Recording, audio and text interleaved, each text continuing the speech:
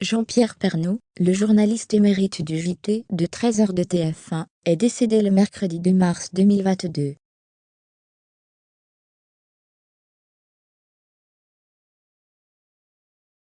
Suivez ses obsèques depuis la basilique Saint-Clotilde, à Paris. Le mercredi 9 mars 2022 est marqué à Paris par les obsèques de Jean-Pierre Pernaut.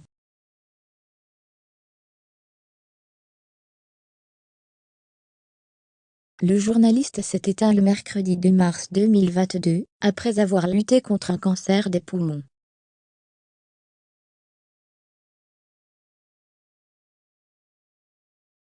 Ses obsèques se déroulent dans la basilique Saint-Clotilde, dans le 7e arrondissement de Paris.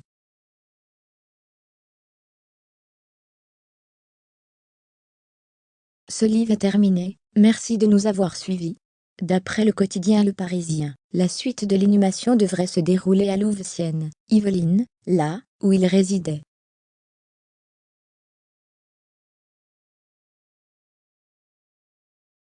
Point 12h, une disparition à l'étendue nationale. Après 33 de carrière à l'antenne de TF1, Jean-Pierre Pernaut est devenu une figure incontournable de l'audiovisuel français.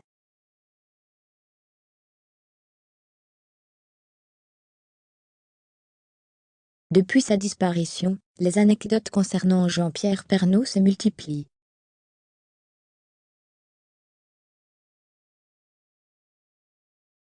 À Saint-Aubin-de-Célon, dans l'Eure, Florence et Pierre Espaldet se rappellent de leur rencontre avec l'animateur vedette.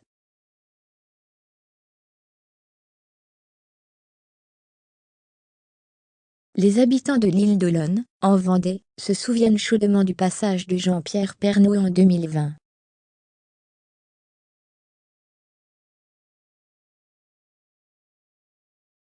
Joanne Grenier, de Pont-et-Marais, Seine-Maritime, a choisi le graffiti pour rendre hommage à Jean-Pierre Pernaut.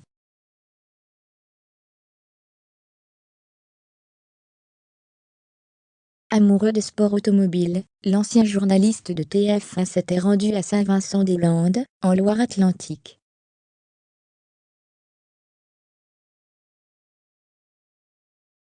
11h50, une cérémonie dans la plus grande intimité. La famille de Jean-Pierre Pernaut a exprimé le souhait d'une inhumation dans la plus stricte intimité.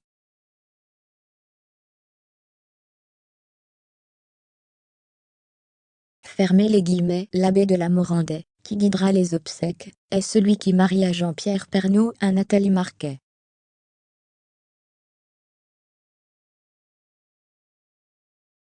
« 11h23, le cercueil de Jean-Pierre Pernaut pénètre dans la basilique Saint-Clotilde.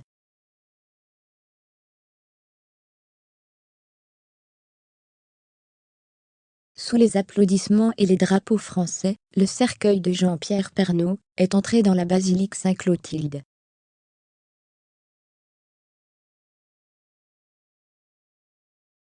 11h15, Brigitte Macron et Nicolas Sarkozy sont présents. De nombreuses personnalités politiques se sont rendues à la basilique Saint-Clotilde pour un dernier au revoir à Jean-Pierre Pernaut.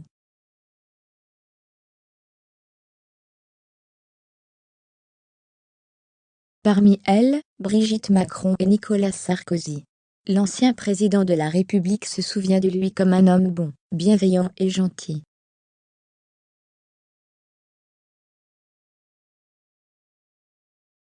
Fermez les guillemets. Les consoeurs et confrères de Jean-Pierre Pernaut sont également venus rendre hommage.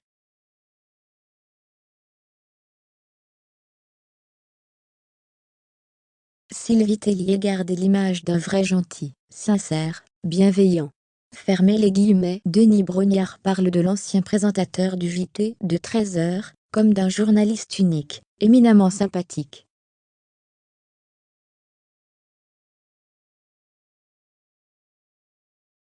Point 11h, début de la cérémonie.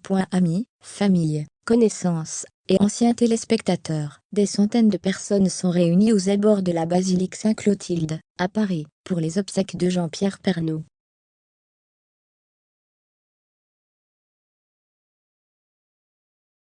Karine Le Marchand, Evelyne Delia, David Douillet sont présents à la basilique Saint-Clotilde, pour rendre un dernier hommage à leur ami Jean-Pierre Pernaut.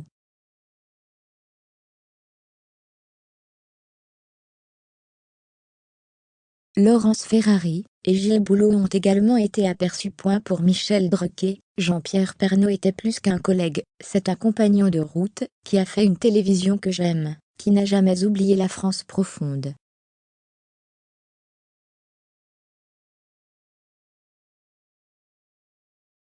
Fermez les guillemets.